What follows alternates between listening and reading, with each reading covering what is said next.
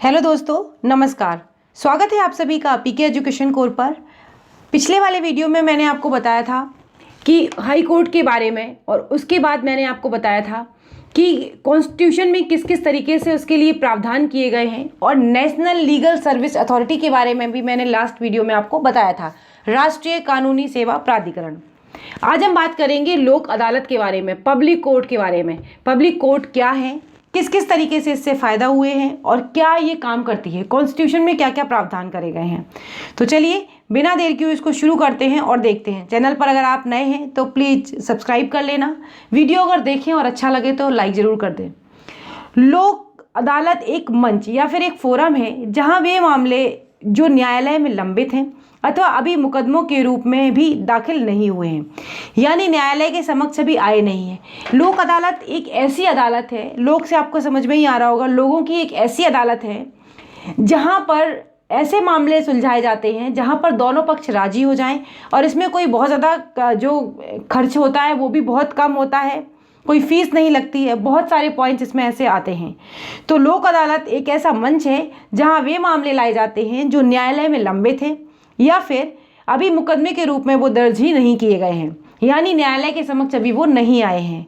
सौहार्दपूर्ण ढंग से निपटाए जाते हैं, यानी दोनों पक्षों के बीच विवाद का समाधान लोक अदालत में कराया जा सकता है। सपोज करिए दो पक्ष है, ए और बी, कोई भी मुकदमा अगर इसने डाला ए ने, तो दोनों पक्षों को बिठाकर इसमें आसानी से इसको सॉल्व किया जाएगा। यही लोक अदालत का काम है। अर्थ क्या है? सर्वोच्च न्यायालय ने लोक अदालत संस्था के अर्थ को निम्न प्रकार से परिभाषित किया है। किसने? सुप्रीम कोर्ट ने। लोक अदालत न्याय व्यवस्था का एक पुराना ही स्वरूप है। क्या है? एक पुराना ही स्वरूप है जो प्राचीन भारत में प्रचलित था। इसकी वैधता आधुनिक काल में भी समाप्त नहीं हुई है, मतलब आधुनिक युग में भी ये चल रही है। शब्द युग्म लोक अदालत का अर्थ है जनता की अदालत या न्यायालय। जनता के द्वारा, जनता की जो अदालत है, मतलब जिसमें पहले दरबार लगा करता था और आराम से न्याय दिए जाते थे, उसी कॉन्सेप्ट को फॉलो किया गया जिसे जनता की अदालत कहा गया। यह व्यवस्था गांधीवादी दर्शन पर आधारित है। यह वैकल्पिक विवाद समाधान का ही एक अंग है, जिसे कहते हैं अल्टरनेटिव डिस्प्यूट रिजोल्यूशन। ये उसी का एक अंग है। भारतीय अदालतें लंबित जो मुकदमों के रौस से दबी हुई हैं, मतलब भारत की जो अदालतें हैं, जो भारत के न्यायालय सिस्टम है, वहाँ पर इतना ज़्यादा अदालतों के पास काम है, बहुत ज़्यादा, तो उसको कम करने के लिए, उसके दबाव को कम करने के लिए इसको उपयोग किया गया है। और नियमित न्यायालयों में इन पर तिथि के लिए एक लंबी, खर्चीली और श्रम साध्य प्रक्रिया है। बहुत लंबा समय लगता है। जो अदालतों में मामले पड़े हुए हैं उनकी तारीख आने में ही इतना टाइम लग जाता है, और बहुत खर्चीली प्रक्रिया होती है। उन्हीं सबको कम करने के लिए इसको संज्ञान में लाया गया। अदालतों को क्षुद्र मामलों से निपटारे में कई साल लग जाते हैं, मतलब बहुत छोटे छोटे से मामले भी होते हैं ना, तो अदालतों में अगर वो पड़े हैं तो पड़े ही रहते हैं, उन पर बहुत वर्षों लग जाते हैं और वो नहीं उनके निर्णय आ पाते हैं। इसलिए लोक अदालत त्वरित तथा कम खर्चीले न्याय का एक वैकल्पिक समाधान प्रस्तुत करती है। ऐसे में ही क्या क्या कि जो लोक अदालत है वो जल्दी से निर्णय दे देती है, वहाँ पर मुकदमे इतने पेंडिंग नहीं होते हैं और वहाँ पर आसानी से लोगों को न्याय मिल जाता है। लोक अदालत की कार्यवाही में कोई विजय या पराजय नहीं होता। यहाँ पर ऐसा नहीं है कि एक पार्टी कोई जीत गई और दूसरी पार्टी कोई हार गई। आपस में दोनों पक्षों के बीच द्वेष नहीं रह जाता। इसको मतलब एक कहते हैं ना, सुलह, समझौता कराना, एक तरीके का समझौता होता है दोनों पक्षों के बीच में। जो लोक अदालतें हैं या पब्लिक कोर्ट है, इसके द्वारा लोक अदालत का प्रयोग भारत में एक वहनी, किफ़ायती कार्यक्रम तथा अनौपचारिक विवाद समाधान के वैकल्पिक तरीके के रूप में स्वीकृति पा चुका है। मतलब एक ये है कि किफ़ायती है, कम खर्चीला होता है, कोई फीस नहीं लगती है, आसानी से इसमें लोगों को टाइम मिल जाता है, अपने जो उनकी परेशानियां वो सॉल्व हो जाती हैं। अनौपचारिक विवाद, मतलब कोई ऐसा औपचारिक विवाद नहीं रहता, अनौपचारिक विवाद का समाधान हो जाता है। तो ये सारी चीज़ें किसमें हैं? पब्लिक कोर्ट के अंतर्गत आती हैं। न्यायालयी न्याय में लोक अदालत एक गैर और विकल्प है। क्या है? न्यायालयी न्याय में लोक अदालत एक और विकल्प है। यह आम जन को अनौपचारिक, सस्ता तथा त्वरित न्याय उपलब्ध कराने की एक नई रणनीति है।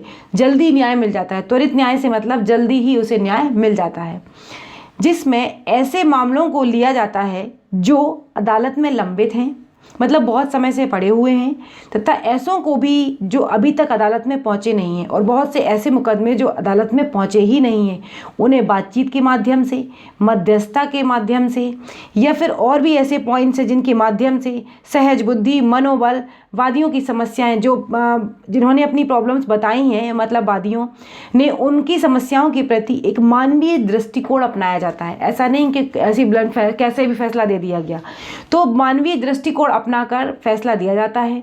विशेष रूप से प्रशिक्षित एवं अनुभवी विधि अभ्यासियों के द्वारा वाद विवाद निपटाए जाते हैं। ये वैधानिक स्थिति की अगर बात करें कि जो पब्लिक कोर्ट है, इनकी वैधानिक स्थिति क्या है, तो स्वतंत्रता के बाद पहला लोक अदालत शिविर 1982 में गुजरात में आयोजित किया गया। ये बहुत इंपॉर्टेंट पॉइंट है और एग्जाम में पूछा जा सकता है कि पहला पब्लिक कोर्ट कहाँ पर आयोजित किया गया था, तो आपको पता होना चाहिए 1982 में गुजरात में किया गया था। यह पहल विवादों के निपटारे में सफल हुई थी, और ये जो पहल थी वो विवाद जो भी थे उनके निपटारे में सफल हुई। परिणाम स्वरूप लोक अदालतों का देश के अन्य हिस्सों में प्रसार होने लगा। जब भी कोई नई चीज़ की शुरुआत होती है और अगर वो सक्सेस हो जाती है तो फिर उसे और राज्य भी अपनाने लगते हैं। इस समय यह व्यवस्था एक स्वैच्छिक एवं समझौताकारी एजेंसी के रूप में कार्य कर रही थी। क्या काम कर रही थी? स्वैच्छिक और एक समझौताकारी, समझौता भी कराती थी और अपनी मर्जी से जो वहाँ पर लोग आते थे अपनी कोई रिपोर्ट दर्ज कराते थे या कुछ भी कराते थे, उसके हिसाब से उनको फैसले दिए जाते थे। और इसके निर्णयों के पीछे कोई वैधानिक बैकिंग नहीं था, मतलब कोई ऐसी वैधानिक प्रक्रिया नहीं थी। लेकिन लोक अदालतों की बढ़ती लोकप्रियता को देखते हुए इस सुरक्षा तथा इसके द्वारा पारित फैसलों को वैधानिक बैकिंग देने की मांग उठने लगी। जब इस तरीके से काम होने लगे कि भाई लोक अदालत से लोग खुश हैं और उनको न्याय मिल रहा है आसानी से, तो फिर ये कहा गया इसको वैधानिक क्यों नहीं बनाना चाहिए, क्यों इसे लॉ के अंतर्गत या किसी चीज़ के अंतर्गत नहीं लाना चाहिए, क्यों ऐसा एक अधिनियम ना बनाया जाए जिसके तहत ये लाए जाए। उसी के लिए क्या किया गया कि लोक अदालत जो हैं उनको वैधानिक दर्जा प्राप्त कराने के लिए वैधानिक सेवाएं प्राधिकरण अधिनियम 1987 legal service authority act, last lecture में मैंने आपको ये बताया है। जिन लोगों ने इसको नहीं समझा है जरूर जाकर वीडियो देखें, आपको आई बटन में मिल जाएगा, बहुत इंपॉर्टेंट टॉपिक है ये, को पारित किया गया। यह अधिनियम लोक अदालत के आयोजन तथा इसके कार्यों के संबंध में निम्नलिखित प्रावधान करता है। अब ये क्या प्रावधान करता है? ये प्रावधान करता है राज्य वैधानिक सेवाएं प्राधिकरण या फिर जिला वैधानिक सेवाएं प्राधिकरण या सर्वोच्च न्यायालय वैधानिक सेवाएं प्राधिकरण अथवा उच्च न्यायालय वैधानिक सेवाएं प्राधिकरण लोक अदालतों का आयोजन ऐसे समयांतरण का अपने क्षेत्राधिकार का उपयोग करते हुए ऐसे संस्थानों पर कर सकता है जिसे भी वह उपयुक्त समझे। मतलब ये जितने भी प्राधिकरण हैं जहाँ पर भी इनको लगता है कि लोक अदालतों की आवश्यक है, वहाँ पर ये लोग इन चीज़ का प्रयोग कर सकते हैं। किसी इलाके के लिए आयोजित प्रत्येक लोक अदालत में उतनी संख्या में सेवारत अथवा सेवानिवृत्त न्यायिक अधिकारियों तथा उस इलाके के अन्य व्यक्ति शामिल होंगे जितनी की लोक अदालत का आयोजन करने वाली एजेंसी निर्दिष्ट करेगी। जो लोक अदालत को चला रही है जो एजेंसी होगी वो ये बताएगी कितने व्यक्तियों की आवश्यकता है और कितने न्याय, मतलब जो यहाँ पर न्यायिक व्यक्ति चाहिए वो कितने उनकी आवश्यकता है अधिकारियों की, उस हिसाब से यहाँ पर निर्दिष्ट करेगी। साधारण एक लोक अदालत में अध्यक्ष के रूप में एक न्यायिक अधिकारी होता है और एक वकील होता है। वह फिर जो सामाजिक कार्यकर्ता जो होते हैं वो सदस्यों के रूप में काम करते हैं। तो आपने क्या समझा इसमें कि एक तो कोई न्यायिक अधिकारी होगा और एक वकील होगा और बाकी जो व्यक्ति होंगे वो क्या होंगे, जो सामाजिक कार्यकर्ता होंगे वो होंगे उसके सदस्य के रूप में। लोक अदालत को यह अधिकार होगा कि वह निम्नलिखित विवादों में दोनों पक्षों के बीच समझौता कराने का निश्चय करे। कोई भी मामला जो किसी न्यायालय में लंबित हो या फिर अगर कोई मामला न्यायालय में लंबित पड़ा है तो यदि कोई मामला जो किसी न्यायालय के अधिकार क्षेत्र में आता हो लोक अदालत के समक्ष नहीं लाया जाएगा।